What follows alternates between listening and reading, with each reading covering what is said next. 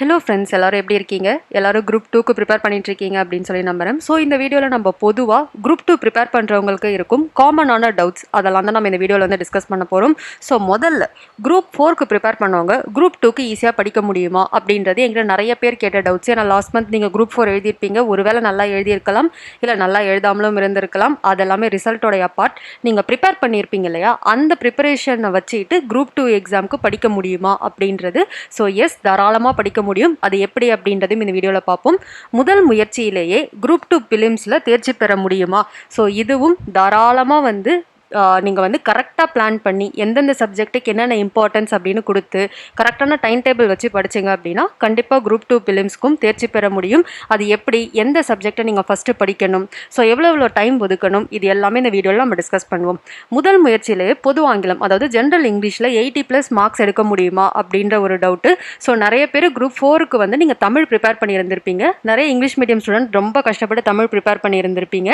So இப்போ English medium நீங்கள் ஸ்டூடெண்ட்டாக இருந்து இப்போ தான் நீங்கள் குரூப் 2 ஃபஸ்ட் டைம் எழுதுறீங்க அப்படின்னா ஜென்ரல் இங்கிலீஷை நீங்கள் முதல் தடவை படிக்க போகிறீங்க அப்படின்னா உங்களுக்கு அது ரொம்ப ரொம்ப ரொம்ப ஈஸியாக இருக்கும். ஜென்ரல் தமிழை விட ஜென்ரல் இங்கிலீஷ் ரொம்ப ஈஸி. 80+ கொஷின்ஸ் நீங்கள் தாராளமாக ஃபஸ்ட் அட்டெம்ப்டில் ஒழுங்கான நோட்ஸ் வச்சு ப்ரிப்பேர் பண்ணாலே உங்களால் வந்து ஆன்சர் பண்ண முடியும். நான் முதல் முறையாக குரூப் 2க்கு தயாராகிறேன், இது என்னோட ஃபஸ்ட் அட்டெம்ப்ட், எங்கேருந்து படிக்கிறது? ஸோ இது நிறைய பேருக்கு இருக்கிற டவுட்டு. என்னோட வீடியோஸில் நிறைய வீடியோஸ் கீழே கமெண்ட்டாக இருக்கும், எங்கே ஸ்டார்ட் பண்ணுறதுன்னு தெரியல, எப்படி படிக்கணுன்றது தெரியல, எந்த சப்ஜெக்ட்டுக்கு இம்பார்ட்டன்ஸ் கொடுக்கணுன்றது தெரியல அப்படின்றது. ஸோ அது எல்லாமே இந்த 4 விஷயத்தையும் சேர்த்து தான் இந்த வீடியோவில் நம்ம எல்லாத்தையுமே டீட்டெயில்டாக டிஸ்கஸ் பண்ண போகிறோம். ஃபஸ்ட்டு குரூப் 4 எக்ஸாமுக்கு நீங்கள் ப்ரிப்பேர் பண்ணவங்க இப்போ குரூப் 2க்கு நீங்கள் ப்ரிப்பேர் பண்ணணும் அப்படின்னா முதல் நீங்கள் அது ப்ரிப்பேர் பண்ணது போதுமா இல்லையான்றதை எதை வச்சு கண்டுபிடிக்கலாம் அப்படின்னா நம்ம சிலபஸ் வச்சு தான் கண்டுபிடிக்கலாம். ஸோ ஃபஸ்ட்டு வந்து நம்மளோட குரூப் 4 சிலபஸ் என்ன, குரூப் 2 சிலபஸ் என்ன அப்படின்றத கம்பேர் பண்ணி எதை மட்டும் நீங்கள் எக்ஸ்ட்ரா படிச்சிங்கன்னா குரூப் 2ல் கட்டாயம் கிளியர் பண்ணலாம் அப்படின்றத மட்டும் தான் நம்ம பார்க்க போகிறோம். ஸோ ரெண்டு சைடும் சிலபஸ் கம்பேரிஷன் கொடுத்துருக்கேன். லெஃப்ட் ஹேண்ட் சைடில் குரூப் 4 சிலபஸ் இருக்குது, ரைட் ஹேண்ட் சைடில் குரூப் 2 அண்ட் குரூப் 2A உடைய இப்போ அப்டேட்டட் ரீசன்ட் சிலபஸ் இருக்குது. ஓகேவா? ஸோ ரெண்டுத்தையும் கம்பேர் பண்ணி பார்ப்போம். ஸோ எது இதில் குரூப் 2ல டிஃப்ரெண்ட்டாக இருக்கோ அந்த எக்ஸ்ட்ராஸை மட்டும் நீங்கள் 4க்கு ப்ரிப்பேர் பண்ணவங்க படிச்சிங்க அப்படின்னா 2க்கு நீங்கள் வந்து தாராளமாக எக்ஸாம் கிளியர் பண்ணிடலாம். So first topic science. எல்லாமே இதுக்கும் அதுக்கும் 4க்கும் 2க்கும் சேம் தான். ஒரே ஒரு டாபிக், ஃபஸ்ட்டு டாபிக் மட்டும் குரூப் 2Aல பாருங்கள். அறிவியல் அறிவு மற்றும் அறிவியல் உணர்வு, பகுத்தறிதல், பொருள் உணராமல் கற்றலும், அதாவது கருத்துணர்ந்து கற்றலும், கடந்த கால நிகழ்கால எதிர்காலம் பற்றி புரிந்து கொள்வதற்கான ஒரு கருவி அறிவியல். ஸோ அப்படின்னா என்ன அப்படின்னா சயின்ஸை பற்றின ஒரு இன்ட்ரடக்ஷன் டாபிக். அது நம்ம குரூப் 4ல இருக்காது, 2லையும் 2Aலையும் இந்த டாபிக் இருக்கும். இதில் பிலிம்ஸ் வந்து நிறைய கேள்வி வருமா அப்படின்னு நீங்கள் கேட்டிங்கன்னா இது வந்து பிலிம்ஸில் இந்த டாப்பிக்லேருந்து அந்தளவு கேள்வி வராது. பட் ஆனால் இந்த டாபிக் உங்களுக்கு தெரிஞ்சாதான் மெயின்ஸில் நீங்கள் ப்ரிப்பேர் பண்ணும்பொழுது சயின்ஸை ஏன் படிக்கிறோம் அப்படின்றது புரியும். ஸோ அதனால தான் அது 2Aல இந்த ஒரு டாபிக் மட்டும், 4ல இல்லாத இந்த ஒரு டாபிக் இந்த 2ல வந்து உங்களுக்கு இன்க்ளூட் பண்ணியிருக்காங்க. ஸோ இந்த ஒரு டாபிக் நீங்கள் எக்ஸ்ட்ரா படிச்சிங்க அப்படின்னா நீங்கள் 4க்கு சயின்ஸ் ப்ரிப்பேர் பண்ணியிருந்தீங்கன்னா இந்த ஒரு டாபிக் நீங்கள் எக்ஸ்ட்ரா படித்தா மட்டும் 2க்கு இது போதுமானது.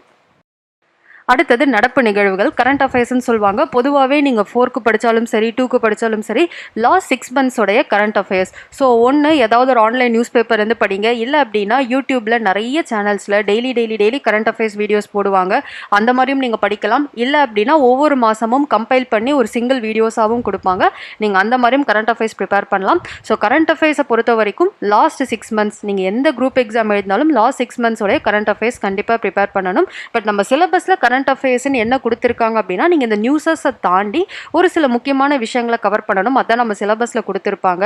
4க்கும் 2க்கும் கிட்டத்தட்ட ஒரே சிலபஸ் தான்.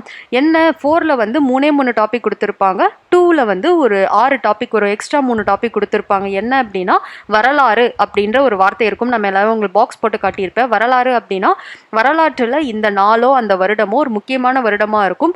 அதை வச்சு இப்போதைக்கு ஏதாவது கரண்ட் அஃபேர்ஸ் ஒரு நியூஸ் இருக்கலாம். ஃபார் எக்ஸாம்பிள் நிறைய தலைவர்களுடைய பிறந்த நாளோ இல்லை அவர்களுடைய நினைவு நாளோ ஏதோ ஒரு விஷயத்தை வச்சு ஒரு புது ஸ்கீம் ஆரம்பிச்சிருக்கலாம், இல்லை புதுசாக ஒரு சிலை திறந்திருக்கலாம், இல்லை புதுசாக ஏதாவது ஒரு ஏர்போர்ட்டுக்கோ இல்லை பஸ் ஸ்டாண்டுக்கோ ஏதாவது ஒரு பேர் வச்சிருக்கலாம். இந்த மாதிரி ஏதாவது ஒரு வரலாற்று நிகழ்வை எப்படி வந்து நம்ம நடப்பு நிகழ்வோட கம்பேர் பண்ணுறோம்ன்றதான் இங்கே வரலாறுன்றது.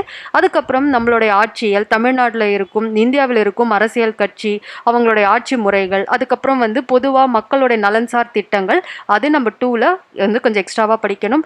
கலை, அறிவியல், இலக்கியம் மற்றும் தத்துவம் ஆகிய வெவ்வேறு துறைகளில் தனித்துவம் கொண்ட ஆளுமைகள். மெயினாக வந்து நோபல் பிரைஸ் அந்த அவார்டிஸ் இருக்காங்களே அவங்கள நம்ம கண்டிப்பாக படிக்கணும். அது மட்டும் இல்லாமல் எந்தெந்த துறைகளில் என்னென்ன நம்ம நிறைய அவார்ட்ஸ் படிப்போம். ஜனபித் அவார்டு, அதுக்கப்புறம் சரஸ்வதி சம்மன் அவார்ட், ஸோ வந்து மெக்சாசி அவார்டு, இந்த மாதிரி நிறைய அவார்ட்ஸ் படிப்போம். ஸோ ஒவ்வொரு துறையிலும் அந்த அவார்ட் வின் பண்ணவங்கள யாருன்றதுக்கு கொஞ்சம் அதிகமாக இம்பார்ட்டன்ஸ் கொடுத்து படிக்க வேண்டியது 2 மற்றும் 2Aல. அடுத்தது நம்மளோட புவியியல், ஜியாகிரஃபி அப்படின்னு சொல்லுவோம். குரூப் 4க்கும் குரூப் 2Aக்கும் ஒரே ஒரு டாபிக் தான் நமக்கு எக்ஸ்ட்ரா. குரூப் 2Aல பசுமை ஆற்றல் அப்படின்னு சொல்லுவாங்க, இங்கிலீஷில் க்ரீன் எனர்ஜி அப்படின்னு சொல்லுவாங்க. ஸோ அப்படின்னா க்ரீன் எனர்ஜி அப்படின்னா நம்ம உலகமே வந்து க்ரீன் எனர்ஜியை நோக்கி போயிட்டுருக்கோம். ஏன்னா சாதாவான எனர்ஜி, இப்போ வந்து தெர்மல் பவர் பிளான்ட்டாக இருக்கட்டும், நியூக்ளியர் பவர் பிளான்ட்டாக இருக்கட்டும், அதுலேருந்து வரும் கழிவுகள், அதாவது மாசுபாடு வந்து அதிகமாக இருக்குது. ஸோ அதை கட்டுப்படுத்துறதுக்காக க்ரீன் எனர்ஜின்னு சொல்லுவாங்க. க்ரீன் எனர்ஜி அப்படின்னா சோலார், அதாவது சூரிய சக்தி, அதுக்கப்புறம் வந்து ஹைடல் பவர் பிளான்ட், தண்ணியின் ஆற்றல், அதுக்கப்புறம் மழையின் ஆற்றல், டைடல் எனர்ஜி, இந்த மாதிரி நமக்கு ஆற்றலும் வேணும், அதே நேரம் சுற்றுச்சூழலையும் பாதிக்காமல் இருந்துச்சு அப்படின்னா அதுக்கு பேர் க்ரீன் எனர்ஜி அப்படின்னு சொல்லுவோம். தமிழில் பசுமை ஆற்றல்ன்ட்டு அந்த ஒரே ஒரு டாபிக் மட்டும்தான் குரூப் 2 அண்ட் குரூப் 2Aல நமக்கு ஜியாகிரஃபியில் எக்ஸ்ட்ரா. மீதி எல்லாமே நமக்கு 4ல் இருக்கிறது. இன்னும் ஒன்று சொன்னோன்னா 4ஐ விட நமக்கு 2ல் ஜியாகிரஃபி டாபிக் கம்மி. ஏன்னா 4ல் புவியோடைய அமைவிடம், அதோட இயற்கை அமைவு, உலக நாடுகள் எல்லாத்தையுமே படிப்போம். 2ல் நமக்கு எதுவுமே கிடையாது. வெறும் இந்தியாவுடைய புவியியல், இந்தியாவோட அமைவிடம், இந்தியாவை சுற்றியே நம்ம எல்லாமே படிப்போம். ஸோ 4ஐ விட 2ல் புவியியல், அதாவது ஜியாகிரஃபியோட சிலபஸ் கம்மி, ஒரே ஒரு டாபிக் எக்ஸ்ட்ரா, பசுமை ஆற்றல். அதுக்கப்புறம் இந்தியாவின் வரலாறு மற்றும் பண்பாடு, ஹிஸ்ட்ரி அண்ட் கல்ச்சர். ஸோ 4க்கும் 2க்கும் என்ன டிஃப்ரென்ஸ் அப்படின்னா 4ல் விஜயநகர மற்றும் பாமினி அரசர்கள் அப்படின்ற வார்த்தை குறிப்பிட்டு இருக்காது, ஆனால் இங்கே அந்த வார்த்தை வந்து குறிப்பிட்டு இருக்கும். பட் பொதுவாகவே நம்ம தென்னிந்திய வரலாறு படிக்கும் பொழுதே விஜயநகர பாமினி பேரரசுகள் நம்ம 4லையும் படிப்போம். ஸோ அதை இங்கே கொஞ்சம் எக்ஸ்பேண்ட் பண்ணி அவங்க கொடுத்துட்டாங்க. விஜயநகரம் மற்றும் பாமினி அரசுகள் காலம் கொடுத்துருக்காங்க. ஸோ அது மட்டும் இல்லாமல் இந்திய சமூக பண்பாடு வரலாற்றின் மாற்றங்களின் தொடர்ச்சி, அந்த ஒரு டாபிக் நமக்கு 4ல் இருக்காது, அது நமக்கு 2ல் வந்து சேர்த்து கொடுத்துருக்காங்க. இதுவும் நம்ம நார்மலாக தமிழ்நாட்டின் பண்பாடு இயல்புகள் இதை படிக்கும்பொழுதே அப்போ நம்ம தமிழ்நாட்டில் என்னென்ன மறுமலர்ச்சி இயக்கங்கள் வந்துச்சு, எப்படியெல்லாம் மாற்றங்கள் வந்துச்சு, யாரெல்லாம் இதுக்கு காரணம், இதெல்லாமே நம்ம ஆல்ரெடி படிப்போம். இங்கே அது எல்லாத்தையுமே அவங்க வந்து எக்ஸ்பேண்ட் பண்ணி கொடுத்துட்டாங்க. நமக்கு 4ல் வந்து அது மறைமுகமாக இருக்குது, 2ல் அவங்க ஓப்பனாகவே அதை டைட்டிலாகவே கொடுத்துட்டாங்க. இதுதான் அந்த ரெண்டுத்துக்குமான டிஃப்ரென்ஸ். அடுத்தது இந்திய ஆட்சியல், இந்தியன் பாலிட்டி. ஸோ ரொம்ப ரொம்ப முக்கியமான டாபிக். நம்மளோட குரூப் 2ஆக இருக்கட்டும், 4ஆக இருக்கட்டும், 1ஆக இருக்கட்டும், அதிகமாக கொஷின் வர ஏரியா அப்படின்னு சொல்கிறது இந்தியன் பாலிட்டி தான். 4க்கும் 2க்கும் எந்த சிலபஸ் சேஞ்சுமே இல்லை. நீங்கள் 4க்கு ஒரு வேளை இந்திய ஆட்சியல், அதாவது இந்தியன் பாலிட்டி ஃபுல்லாகவே கவர் பண்ணியிருந்தீங்க அப்படின்னா உங்களுக்கு 2க்கு இதை படிக்கவே தேவையில்லை, ஜஸ்ட் நீங்கள் ரிவைஸ் பண்ணால் மட்டும் போதும்.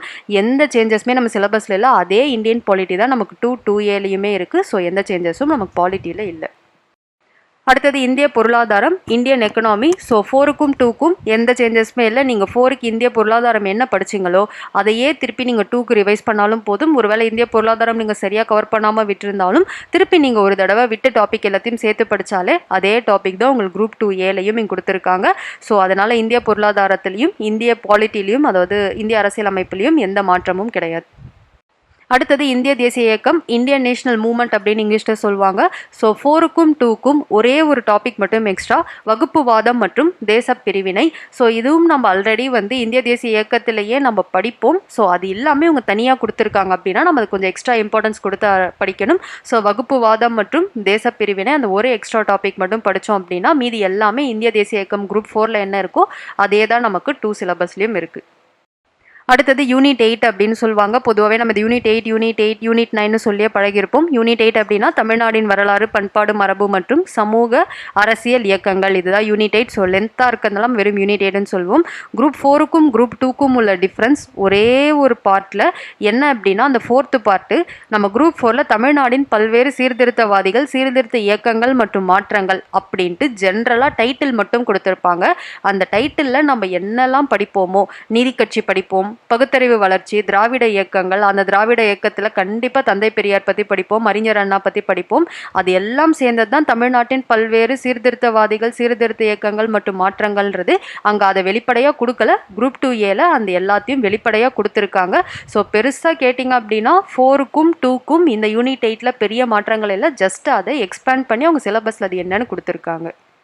அடுத்தது யூனிட் 9 தமிழகத்தின் வளர்ச்சி நிர்வாகம், பொதுவாக தமிழ்நாடு அட்மினிஸ்ட்ரேஷன் அப்படின்னு சொல்லுவாங்க.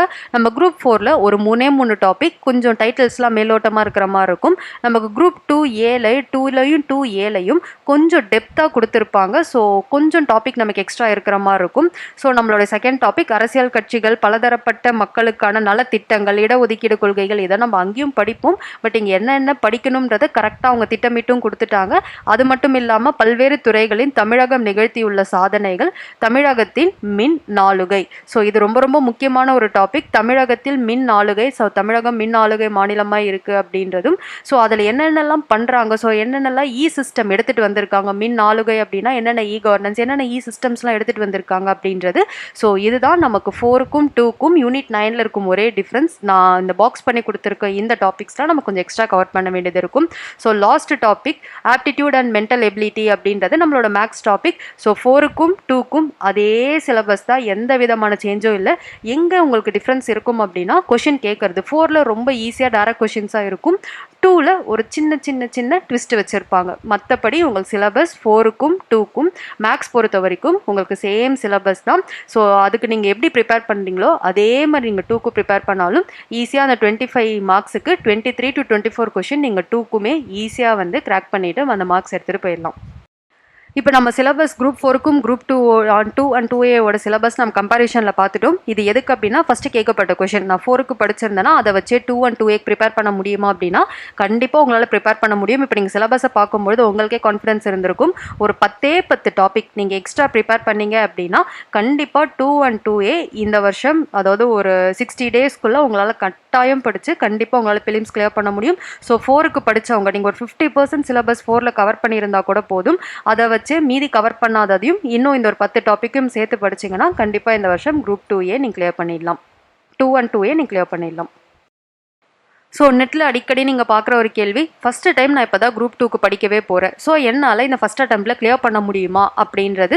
ஸோ இது வரைக்கும் நீங்கள் எந்த குரூப் எக்ஸாம்ஸுமே அட்டன் பண்ணல, இது வரைக்கும் நீங்கள் எந்த டிஎன்பிஎஸ்சி எக்ஸாம், எந்த காம்படேட்டிவ் எக்ஸாம்ஸ்லையும் நீங்கள் இது வரைக்கும் கை வைக்கவே இல்லை. இப்போ தான் நீங்கள் ஃப்ரெஷ்ஷாக குரூப் 2 தான் நீங்கள் ப்ரிப்பேர் பண்ண போகிறீங்க, இதுதான் உங்களோட ஃபஸ்ட் எக்ஸாம் அப்படின்னா எடுத்த உடனே இந்த சிலபஸ் பார்த்து கன்ஃபியூஸ் ஆகிறது இதெல்லாம் எதுவுமே வேணாம்.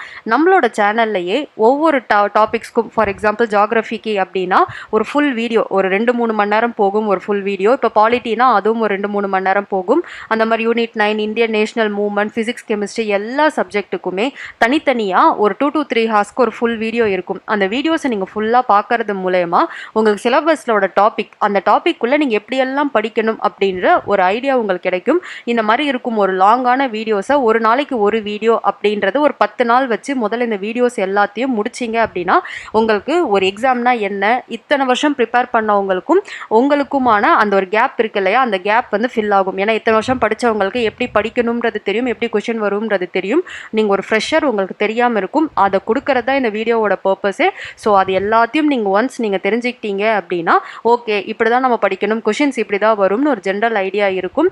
அது மட்டும் இல்லாமல் இந்த வீடியோஸை நீங்கள் பார்த்தீங்க அப்படின்னா நீங்கள் மேக்ஸிமம் நம்பர் ஆஃப் கொஷின்ஸை தாராளமாக அட்டன் பண்ணலாம். பட் ஆனால் ஹையஸ்ட் மார்க் எடுக்க முடியுமான்றதை இந்த வீடியோஸில் கேரண்டி பண்ண முடியாது. மற்றபடி நீங்கள் பாஸ் பண்ணுறதோ இல்லை ஒரு மேக்ஸிமம் இப்போ ஒரு 10 கொஷின் வந்து பாலிட்டியில் கேட்குறாங்க அப்படின்னா ஒரு 7லேருந்து 8 கொஷின் வரைக்கும் இந்த வீடியோஸ் பார்த்து நீங்கள் ப்ரிப்பேர் பண்ணலாம். பட் ஆனால் எப்போவுமே நீங்கள் ஒரு எக்ஸாம் ப்ரிப்பேர் பண்ணும்போது ஃபுல்லாக எடுக்கிற மாதிரி தான் நீங்கள் எப்போவுமே உங்கள் மைண்ட் செட் வச்சுக்கிட்டு போகணும். ஸோ இந்த வீடியோஸில் வந்து மிஸ் ஆன ஒரு சில டாபிக்ஸ் நான் கண்டிப்பாக இந்த சேனல் அப்லோடும் பண்ணிவிடுவேன். இதுக்கப்புறம் அப்லோட் பண்ண இந்த வீடியோஸ்லேயே அப்டேட்டட் வீடியோஸையும் நான் பப்ளிஷும் பண்ணுவேன். இங்கிலீஷ் மீடியம் ஸ்டூடெண்ட்ஸ்க்கு தனியாகவும் நான் பப்ளிஷும் பண்ணுவேன். ஸோ அந்த வீடியோஸில் மிஸ் ஆன ஒரு சில டாபிக்ஸ் நீங்கள் வந்து நம்ம சேனல் அப்லோட் ஆனதையும் நீங்கள் பார்த்துக்கலாம். இல்லை அப்படின்னா உங்களுக்கு வேறு ஏதாவது பிடிச்ச சேனல் இருந்தாலோ இல்லை நீங்கள் புக்ஸ்லையோ இல்லை வேறு எங்கேயாவது மெட்டீரியல்ஸ் இருந்தாலோ நீங்கள் தாராளமாக பார்த்துக்கலாம். இது உங்களோட ஃபஸ்ட் அட்டெம்ப்டாக இருந்துச்சு அப்படின்னா.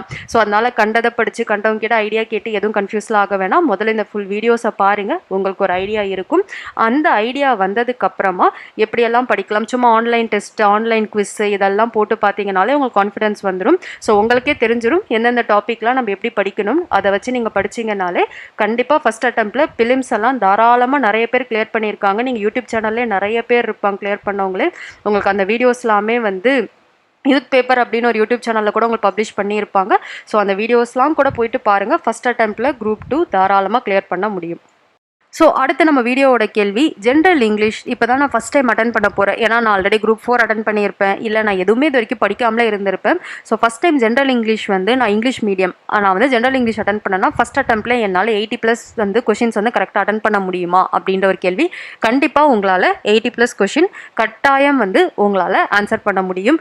ஜென்ரல் தமிழை கம்பேர் பண்ணும்போது ஜென்ரல் இங்கிலீஷ் உங்களுக்கு ரொம்ப ரொம்ப ஈஸியாக இருக்கும். ஜென்ரல் தமிழ் எடுத்திங்கன்னா உங்களுக்கு டாபிக் சிலபஸ் எக்கச்சக்கமாக இருக்கும்.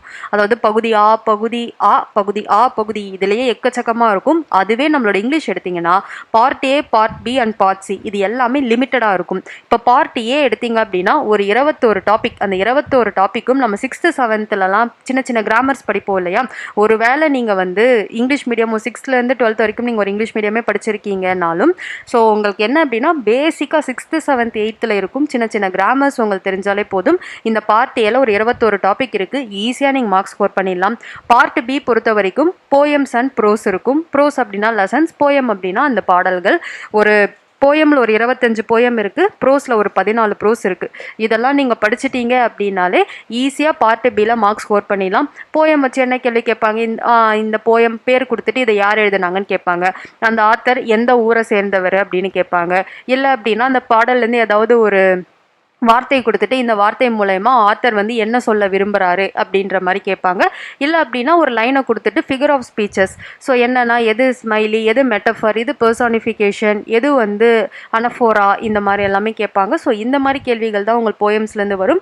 ப்ரோஸ்லேருந்து பார்த்தீங்கன்னா நிறைய சென்டென்ஸ் கொடுத்துட்டு இது எதுலேருந்து கேட்டிருக்காங்க, இதில் இந்த கேரக்டர் கிட்ட என்னன்னு சொல்கிறாங்க. இப்போ ஃபார் எக்ஸாம்பிள் ஒரு இலை உதிர்ந்து விடுற மாதிரி இருந்துச்சுன்னா இதில் யார் அந்த இலை உதிரும்பொழுது கடைசியாக பார்க்கறது யார். ஸோ இந்த மாதிரி கேள்விகள் உங்களுக்கு ப்ரோஸ்லேருந்து வரும். ஸோ பார்ட் பி வந்து உங்களுக்கு ஆன்சர் பண்ணுறது இங்கிலீஷை பொறுத்த வரைக்கும் தமிழை கம்பேர் பண்ணிங்கன்னா இப்போ பார்ட் பி வந்து நம்மளோட இங்கிலீஷ் வந்து ரொம்ப ரொம்ப ஈஸியாக இருக்கும். பார்ட் சி ரொம்ப ரொம்ப ஈஸி. பயோகிராஃபி, ஸோ சுயசரிதை, ஒரு 9 பேரோட சுயசரிதை, அப்புறம் ரீடிங் காம்ப்ரிஹென்ஷன், உங்களுக்கு என்ன பேராகிராஃப் கொடுத்துருக்காங்களோ அதை படித்து அதுக்கான கொஷின் நீங்கள் ஆன்சர் பண்ணுவீங்க. ஸோ இதுதான் நமக்கு மொத்தமான ஜென்ரல் இங்கிலீஷ் அப்படின்றது. ஸோ ஃபஸ்ட்டு டைம் நிறைய பேர், அதாவது ஃபஸ்ட்டு டைம் என்னோட ஸ்டூடெண்ட்ஸாகவே இருக்கட்டும், ஸோ அவங்களாம் ஃபஸ்ட்டு டைம் வந்து ஜென்ரல் இங்கிலீஷ் அப்போ தான் படித்து எக்ஸாம் எழுதின நிறைய பேர் 80+ கொஷின்ஸ் வந்து கரெக்டாக போட்டிருக்காங்க. இன்னொன்று ஜென்ரல் இங்கிலீஷ்க்கான முக்கியமான விஷயம் என்ன அப்படின்னா உங்களுக்கு அதுக்கான நோட்ஸு ஃப்ரீயாகவே ஆன்லைனில் உங்களுக்கு தாராளமாக கிடச்சிரும். நீங்கள் general English TNPSC group 2 2A அப்படின்னு ஆன்லைன் நோட்ஸ் அப்படின்னு நீங்கள் கூகுளில் டைப் பண்ணிங்கனாலே நிறைய வெப்சைட்டில் ஃபுல்லாகவே part A, part B, part C இந்த ஃபுல் சிலபஸ்க்கான நோட்ஸுமே அவங்க ஃப்ரீயாகவே கொடுத்துருக்காங்க. ஜஸ்ட்டு நீங்கள் அந்த பிடிஎஃபை டவுன்லோட் பண்ணிவிட்டு பிரிண்ட் அவுட் போட்டுட்டு நீங்கள் படிக்க வேண்டியதுதான். அதே மாதிரி ஜென்ரல் இங்கிலீஷோட வீடியோ நம்ம யூடியூப் சேனல்லையும் நான் ஒரு சிங்கிள் வீடியோவாக கவர் பண்ணுவேன். அதுக்கு வந்து கொஞ்சம் டைம் எடுக்கும். பட் நான் எவ்வளோ சீக்கிரம் முடியுதோ அவ்வளோ சீக்கிரம் ஜென்ரல் இங்கிலீஷ் உங்களுக்கு கவர் பண்ணி கொடுத்துட்றேன். அது வரைக்கும் நீங்கள் கொஞ்சம் டைம் வேஸ்ட் பண்ணாமல் இந்த மாதிரி ஆன்லைனில் இருக்கும் அந்த நோட்ஸ் எல்லாம் வச்சுக்கிட்டு அப்படியே கொஞ்சம் கொஞ்சமாக படிக்க ஆரம்பிங்க. புக்ஸ் எல்லாம் எடுத்துக்கிட்டு அது எல்லாத்தையும் திருப்பி பார்த்துட்டு எல்லாத்தையும் படிச்செல்லாம் டைம் வேஸ்ட் பண்ண வேணாம். நமக்கு சிலபஸில் என்ன கொடுத்துருக்காங்களோ அதை மட்டும் ரிப்பீட்டடாக படிச்சிங்கனாலே 100க்கு 80+ கொஷின்ஸ் நீங்கள் தாராளமாக ஜென்ரல் இங்கிலீஷ் அட்டன் பண்ணிடலாம். அப்படி நீங்கள் 80+ கொஷின்ஸ் அட்டன் பண்ணிட்டீங்கனாலே உங்களுக்கு கான்ஃபிடன்ஸ் வந்துடும். ஜென்ரல் சயின்ஸ்லையும் ஒரு 80+ கொஷின்லாம் நீங்கள் அட்டன் பண்ணிட்டீங்கனாலே உங்களுக்கு குரூப் 2 எக்ஸாம் கிளியர். ஸோ அதுக்கப்புறம் நெட்டில் நீங்கள் எந்த யூடியூப் சேனல் எடுத்தாலும் கீழே காமனாக இருக்கிற ஒரு கமெண்ட், நம்ம யூடியூப் சேனலில் கீழே காமனாக என்கிட்ட வர ஒரு கமெண்ட் என்ன அப்படின்னா, இப்போ தான் நான் ஃபஸ்ட் டைம் வந்து குரூப் 2 எக்ஸாம் வந்து அட்டன் பண்ணுறேன், எனக்கு எப்படி ப்ரிப்பேர் பண்ணணும்னே தெரியல, எனக்கு கொஞ்சம் கைட் பண்ணுங்கள், எனக்கு ஒரு டைம் டேபிள் கொடுங்க, எனக்கு என்ன படிக்கணும், எதுலேருந்து ஆரம்பிக்கணும்னு எனக்கு தெரியல, அதை சொல்லுங்கள் அப்படின்ற நிறைய கேள்விகள் இருக்கும். அந்த மாதிரி இருக்கும் கேள்விகளுக்கும் அவங்களுக்குமான பதில் தான் இப்போ நான் சொல்ல போகிறது. ஸோ நீங்கள் எந்த ஒரு எக்ஸாம் ப்ரிப்பேர் பண்ணிங்கனாலும் முதல் அதோடைய ப்ளூ பிரிண்ட் உங்கள் கையில் இருக்கணும். ப்ளூ பிரிண்ட் அப்படின்னா கொஷின் பேட்டர்ன், கொஷின் ஸ்பிளிட், எந்த டாபிக்ஸ்லேருந்து அதிகமாக கொஷின் கேட்குறாங்களோ நீங்கள் அதை தான் ஃபஸ்ட்டு படிக்கணும். ஸோ உங்களுக்கு ஆர்வமான சப்ஜெக்ட் எடுத்து படிங்க, அந்த மாதிரிலாம் நீங்கள் டைம் வேஸ்ட் பண்ணக்கூடாது. ஸோ எதுலலாம் ஹையஸ்ட் மார்க் உங்களால் ஸ்கோர் பண்ண முடியுமோ அந்தந்த சப்ஜெக்டை ஃபஸ்ட்டு படிக்கணும். ஸோ இப்போ நான் கொடுத்துருக்கும் இந்த பாக்ஸில் ரெட் கலரில் இருக்கு இல்லையா, அதுதான் ஃபஸ்ட்டு ப்ரையாரிட்டி. ஸோ ரெட் கலரில் என்ன இருக்குன்னா, ஒருவேளை நீங்கள் தமிழ் மீடியமாக இருந்து இல்லை தமிழ் தான் அட்டன் பண்ண போகிறீங்கன்னா ஃபஸ்ட்டு நீங்கள் தமிழை முடிச்சிடணும். ஏன்னா 100 மார்க்ஸ் தமிழ்லேருந்து. இல்லை நான் ஜென்ரல் இங்கிலீஷ், நான் இங்கிலீஷ் மீடியம், நான் இங்கிலீஷில் எழுத போகிறேன் அப்படின்னா அந்த 100 மார்க்ஸில் தமிழாக இருக்கட்டும் இங்கிலீஷாக இருக்கட்டும் 80 to 90 கொஷின் கரெக்டாக ஆன்சர் பண்ணுற அளவுக்கு நீங்கள் ப்ரிப்பேர் பண்ணிட்டாலே நீங்கள் பாஸ் ஆகிறதுக்கான சான்சஸ் கொஞ்சம் நிறையா இருக்கும். அதே மாதிரி நெக்ஸ்ட்டு பார்த்தீங்கன்னா ஆப்டிடியூட் அண்ட் மென்டல் எபிலிட்டி அப்படின்னு இருக்கும். ஸோ இது மேக்ஸ் தான். மேக்ஸை பொறுத்த வரைக்கும் இத்தனை நாளில் படிக்கணுன்றதுலாம் இல்லை. இன்றைக்கி ஆரம்பிச்சிங்கன்னா எக்ஸாமுக்கு ஒரு வாரம் முன்னாடி வரைக்கும் டெய்லி நீங்கள் அதை ப்ராக்டிஸ் பண்ணிக்கிட்டே தான் இருக்கணும். ஸோ டெய்லி படிக்கிற டாபிக் என்ன அப்படின்னா aptitude and mental ability. So உங்களோட இதுக்கு ஏற்ற மாதிரி உங்களுக்கு முன்னாடியே ஆப்டிடியூட் தெரியும் அப்படின்னா ஒரு நாளைக்கு ஒரு டாபிக் முடிக்கலாம். இல்லை ஃபஸ்ட்டு டைம் நீங்கள் ஆப்டிடியூட் படிக்க போகிறீங்க அப்படின்னா ஒரு டாபிக் முடிக்கிறதுக்கு ஒரு 2லேருந்து 3 நாள் ஆகும். ஸோ அதெல்லாம் என்ன அப்படின்னு பார்த்து நீங்கள் ஆப்டிடியூட் டெய்லி ப்ராக்டிஸ் பண்ணணும். ஸோ இந்த 2 டாபிக் நீங்கள் ஃபஸ்ட்டு, அதாவது மேக்ஸ் வந்து நீங்கள் டெய்லி தான் படிக்கணும். ஸோ ஃபஸ்ட்டு நீங்கள் ஜென்ரல் தமிழோ ஜென்ரல் இங்கிலீஷோ ஃபுல்லாக முடிச்சாதான் அதுக்கப்புறம் நீங்கள் ஜென்ரல் சயின்ஸில் வந்து நீங்கள் கை வைக்கணும். அதாவது ஃபஸ்ட் அட்டம் நீங்கள் ப்ரிப்பேர் பண்ணுறீங்கன்னா உங்களுக்கு எதுவுமே தெரியலன்னா. அடுத்தது செகண்ட் ப்ரையாரிட்டி சப்ஜெக்ட் க்ரீன் கலரில் கொடுத்துருக்கேன் இல்லையா, history and Indian national movement, அதாவது இந்திய தேசிய இயக்கம், இல்லைனா யூனிட் 8 அண்ட் யூனிட் 9. ஸோ இந்த மூணு வந்து நான் க்ரீன் கலரில் கொடுத்துருக்கேன். இந்த 3த்தில் உங்களுக்கு எது பிடிச்சிருக்கோ நீங்கள் தாராளமாக படிக்கலாம். ஏன்னா 12 மார்க் இந்த 3த்துலேயுமே. History and Indian national movement 2த்தையும் சேர்த்து 12 மார்க்கு கேள்வி. ஆக்சுவலி இந்த பேட்டர்ன் 2022 உடைய ரீசன்ட் பேட்டர்ன். ஸோ இதை வச்சு இதே தான் வரும்ன்றது கிடையாது, இதை மாதிரி தான் நமக்கு இந்த வருஷமும் நம்ம தாராளமாக எக்ஸ்பெக்ட் பண்ணலாம். ஸோ அதனால எதெல்லாம் அதிக கொஷின் கேட்குறாங்களோ அந்த டாபிக் நம்ம ஃபஸ்ட்டு முடிக்கிறோம். அப்புறம் unit 8 unit 9. So history, unit 8 unit 9, Indian national movement, இந்த 4 டாபிக் உங்களுக்கு எது ஃபர்ஸ்ட் பிடிச்சிருக்கோ அதை படிங்க. Second, third, fourth. ஸோ இதெல்லாம் முடிச்சிங்கனாலே 12 கிட்டத்தட்ட உங்களுக்கு 30லேருந்து 35 மார்க் வரைக்கும் உங்களுக்கு கேரண்டி ஆகிடும். So third priority polity and current affairs. So current அஃபேர்ஸை பொறுத்த வரைக்கும் மாதம் அந்த மாதத்துல என்ன நடந்துச்சோ அந்த கரண்ட் அஃபேர்ஸை படிச்சிருங்க. 6 மாத காலம். ஸோ இதையும் வந்து இது முடிச்சதுக்கப்புறம் உங்களுக்கு அந்த பிடிஎஃப்லாம் உங்களுக்கு பல்காகவே கிடைக்கும். ஸோ ஜனவரி மந்தோட ஃபுல் கரண்ட் அஃபேர்ஸ், பிப்ரவரி 2024 ஃபுல் கரண்ட் அஃபேர்ஸ். ஸோ அதுக்கப்புறம் பாலிட்டி. கரண்ட் அஃபேர்ஸ்னால் வெறும் கரண்ட் அஃபேர்ஸ் இல்லை, ஜிகே, நம்ம முன்னாடி நடப்பு நிகழ்வுகளில் பார்த்தோம் இல்லையா, GK topic, static GK topic, அது எல்லாத்தையும் நீங்கள் கவர் பண்ணிங்கனாலே, polity and current affairs cover பண்ணிங்கன்னா அடுத்த ப்ரையாரிட்டி. ஒருவேளை அதாவது கரண்ட் அஃபேர்ஸும் உங்களுக்கு அந்த பல்காக வர வரைக்கும் தான். ஸோ அதனால் பாலிட்டியை ஃபஸ்ட்டு முடிச்சிருங்க. கரண்ட் அஃபேர்ஸும் உங்களுக்கு பிடிச்சதுனா நீங்கள் டெய்லி தாராளமாக படிக்கலாம். அந்த ஒரு வாரம் 10 நாள் தான் படிக்கணுன்றதில்ல, உங்களுக்கு கரண்ட் அஃபேர்ஸ்னால் நீங்கள் டெய்லி படிக்கலாம். அதுக்கப்புறம் தான் கிரே கலரில் கொடுத்துருக்கு இல்லையா, சயின்ஸ், ஜியாகிரஃபி, எக்கனாமிக்ஸ். ஸோ இந்த டாபிக்ஸ்லாம், ஏன்னா இதெல்லாம் வந்து கொஞ்சம் கொஷின்ஸ் வந்து இப்போ ரீசெண்ட் டைமில் கம்மியாக இருக்கும். நல்லா ஜியாகிரஃபியில் நிறைய கொஷின்ஸ் கேட்டுட்டு இருந்தாங்க. இப்போலாம் ஜியாகிரஃபிலேருந்து அவ்வளோ கொஷின்ஸ்லாம் கேட்கறது இல்லை. ஸோ அதனால் ஜியாகிரஃபி, எக்கனாமிக்ஸ், சயின்ஸ் இது எல்லாத்தையும் இந்த மெயின் சப்ஜெக்ட் கவர் பண்ணிட்டு பாருங்கள். அதுலேயும் வந்து ஜியாகிரஃபிக்கு கொஞ்சம் இம்பார்ட்டன்ஸ் கொடுங்க. அதுக்கப்புறம் எக்கனாமிக்ஸ் படிங்க, எக்கனாமிக்ஸ்க்கு அப்புறம் சயின்ஸ் படிங்க. ஸோ இந்த மாதிரி இந்த ஆர்டரில் நீங்கள் ஃபாலோ பண்ணிக்கிட்டே வந்தீங்க அப்படின்னா, இப்போ ஃப்ரெஷர் உங்களுக்கு எங்கே ஸ்டார்ட் பண்ணணும் அப்படின்னு தெரியலன்னா இந்த ஆர்டரை நீங்கள் ஃபாலோ பண்ணும்பொழுது நீங்கள் பாஸ் பண்ணுறதுக்கான சான்சஸ் வந்து உங்களுக்கு நிறையா இருக்கும்.